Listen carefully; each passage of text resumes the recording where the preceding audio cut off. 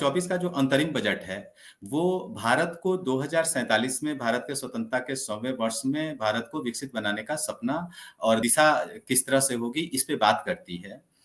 Sir हम आपसे चूँकि आपने मंत्रालय में इतने करीब से काम किया है, हम आपसे ये जानना चाहेंगे अपने दर्शकों से, वो जो लंबे-लंबे और टेक्निकल वर्ड्स होते हैं, उन वर्ड्स को छोड़ भी दें, तो आम जनता को आप ये कैसे हम समझाएँ कि दशा और दिशा क्या है और उसके लिए क्या मेजर स्टेप्स आगे लिए जा रहे हैं? मुझे परमिट करें तो मैं एक स्क्रीन यहाँ पे शेयर करना चाहूँगा, एक प्रेज़ेंटेशन जो मैंने बिल्कुल बनाया सर। है। ये बड़े-बड़े आंकड़ों के पीछे हम लोग नहीं जाएँगे, बट जो इस बजट का मुख्य उद्देश्य था, इसे प्राइम मिनिस्टर ने दिशा निर्देशक बजट का नाम दिया है।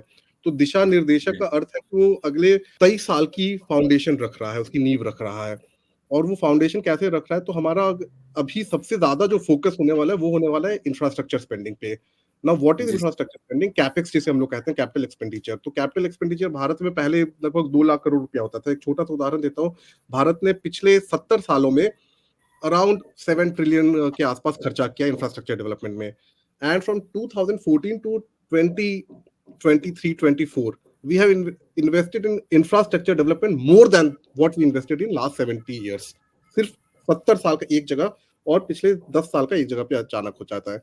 तो हम लोग क्यों इतना इंफ्रास्ट्रक्चर पे खर्चा कर रहे हैं? अमेरिका के बारे में एक स्लोगन कहा जाता है, American roads are not great because America is great, but America is great because American roads are great. Roads अगर हम लोग अगर किसी भी देश में इंफ्रास्ट्रक्चर पे खर्चा करते हैं, तो उससे इमीडिएटली पॉवर्टी रिड्यूस होता है। उसे मल्टीप्लायर इफेक्ट कहते हैं। अगर हम लोग जैसे कि एजुकेशन, हेल्थ, इन सब पे अगर डेवलपमेंट पे अगर पैसा खर्च करते हैं, तो उसका जो मल्टीप्लायर इफेक्ट है दैट्स अराउंड 0.95।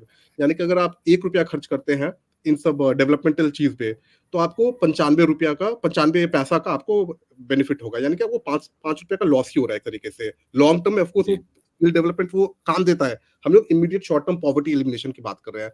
बट अगर आप इंफ्रास्ट्रक्चर पे खर्चा करते हैं, तो उसका मल्टीप्लायर इफेक्ट है अराउंड 400 पर। तो अगर आप ₹1 खर्च करते हैं तो आपको ₹4 आता है। तो दैट्स अ जी, 500% का ग्रोथ आपको मिल रहा है।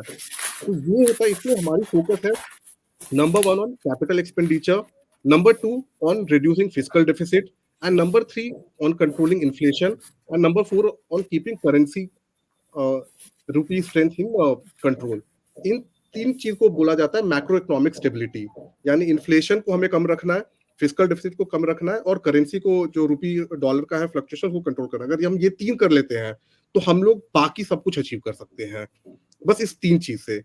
बाकी ये हम लोग अगर आप देखिएगा स्पेंडिंग, तो हर एक सेक्टर में हमने एक भी, चाहे education, health, minority affairs, rural development, tribal affairs, कोई भी अगर आप ले लीजिए, हमने पैसा कम नहीं किया, हमेशा बढ़ाया ही है। बट हम लोग का मेजर जो पैसा जा रहा है, जहाँ पे हम लोगों ने अराउंड दिस टाइम इंफ्रास्ट्रक्चर में 11 लाख करोड़ रुपीज का खर्चा किया है, और 11% से बढ़ाए हैं। तो आप उसमें देखिए कि मेन पैसा हम लोग का जा रहा है रोड पे, रेलवेज पे, डिफेंस पे और स्टेट्स को बढ़ाने पे। इसी तरह तो ये हमारे मेजर अगले साल के नहीं, अगले 20 साल के यही हमारे दिशा होने वाले हैं। हम लोग अपने सोशल सेक्टर पे खर्चा करेंगे, हम लोग अपने इंफ्रास्ट्रक्चर पे खर्चा करेंगे और हम लोग अपने डेफिसिट को हमेशा मैनेज करके आगे बढ़ेंगे। इस 3 पिलर के साथ अगर हम करते हैं, तो हम लोग अपने फ्यूचर को हम लोग अचीव कर सकते हैं। और अगर आपको हमारा वीडियो पसंद आया हो तो हमारे चैनल को सब्सक्राइब, लाइक, कमेंट, शेयर करना ना भूलें और बेल आइकन दबाना भी ना भूलें। हमारे चैनल को फेसबुक, एक्स और इंस्टाग्राम पर भी जरूर फॉलो कर लें और अपना फुल सपोर्ट दें।